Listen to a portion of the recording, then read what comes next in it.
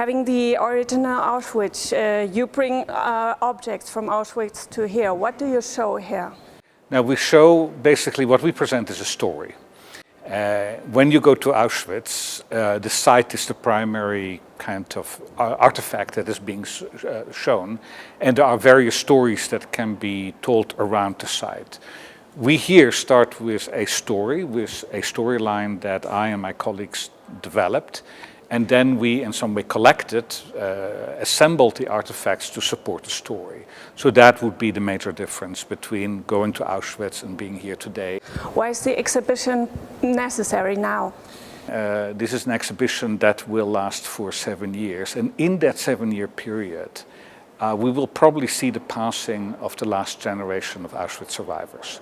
If not that they actually die, many people will cease to be able to testify. And so we are in a very important moment historically in relationship to the history of Auschwitz, or for that matter of the Holocaust. Is it really that we are now entering the historical period in which there will be witnesses to the witnesses, like myself, my mother is a survivor, but no witnesses, primary witnesses themselves. And so I think that what this exhibition does is provide a bridge. We hope that survivors, Holocaust survivors, but also in the case of Spain, people who experienced the Civil War, the Second World War, maybe in France. I mean, many people, many Spanish people went to France, ended up in Mauthausen and other camps, that they will still be able to take their grandchildren, maybe even great-grandchildren through this exhibition and tell their story. So that it will be a catalyst in that sense for that relationship between generations that are either 2 or 3 generations apart to have a final conversation on this issue. Seeing the objects here, for example this one, can one deny Holocaust? I mean, can always deny the Holocaust. I mean, there is a whole cottage industry about people who, they deny the Holocaust because they think it's a big conspiracy.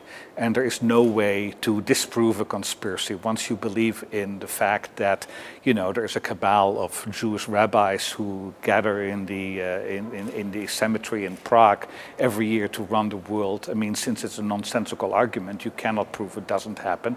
And there will be enough people, especially as the internet is full of this kind of nonsense, who will want to believe this. So I think if we're going to say that this exhibition is a way to convince Holocaust deniers, of course it's not going to happen. It has its own dynamics.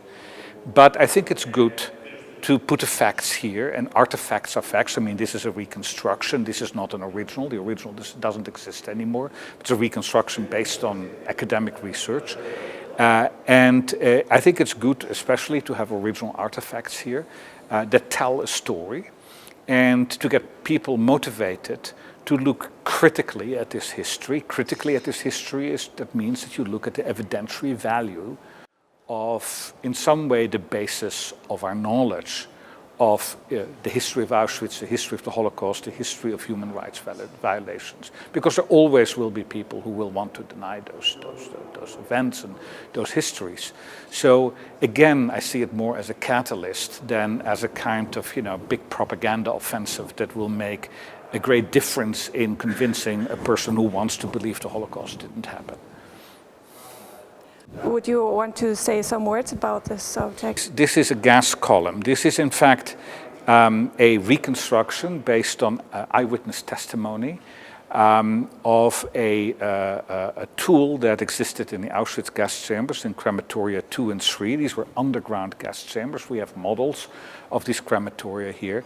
But the Zyklon B, the fumigant that was used for delousing, was introduced in those rooms in a kind of basket in which the material that contained the Zyklon B, cyanide, which was soaked into some kind of gypsum material, was lowered inside a central column. It started degassing the cyanide. And what would happen is that the people who were crowded in this room would die within 15 minutes. After the 15 minutes, the still degassing cyanide was lifted out of the central column, and there's no way that you can actually interfere with that, because the outer column basically creates enough distance between the victims and the inner column. It was discarded on the roof. Now, why was this important? Is that originally the SS used this cyanide product, threw it in a gas chamber, and people would die, mostly Jews. And then they had to wait for 24 hours before they could actually start to clear the room, because the cyanide would be degassing for another 24 hours. That was a key piece of its patent. By taking the cyanide material outside of the central column, they could start clearing the room immediately. And that meant that they could move much faster. They could basically kill people on a 24-hour basis. So it's an efficiency. It's a column that shows the efficiency of killing in Auschwitz. You're interested in ethics and architecture. That's where you started. How do you qualify the Auschwitz-Birkenau complex? Now, from a point of view of architecture, it's very simple. It's the greatest crime ever committed by an architect.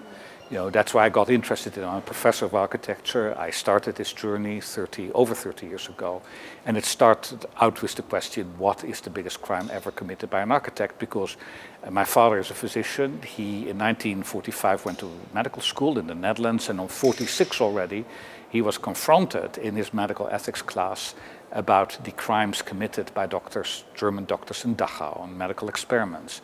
And so when I started teaching at the university in the mid-1980s and became a professor of architecture, I just was very, where is our course on ethics?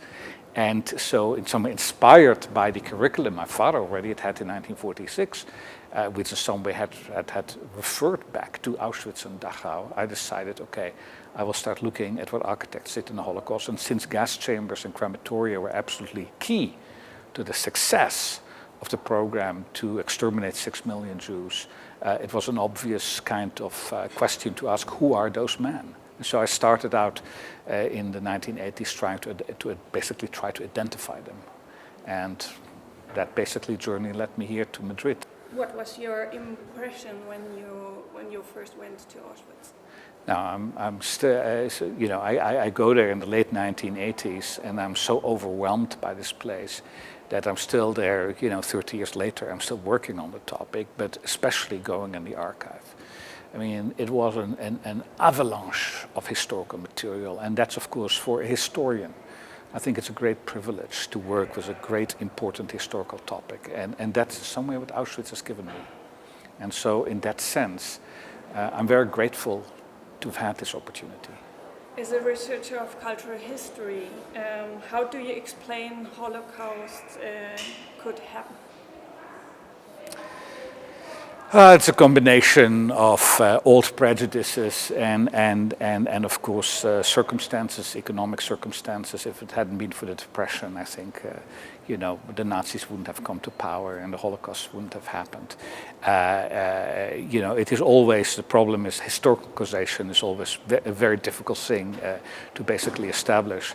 But certainly the hatred for the Jews was one important piece in all of this, but it wasn't the only one.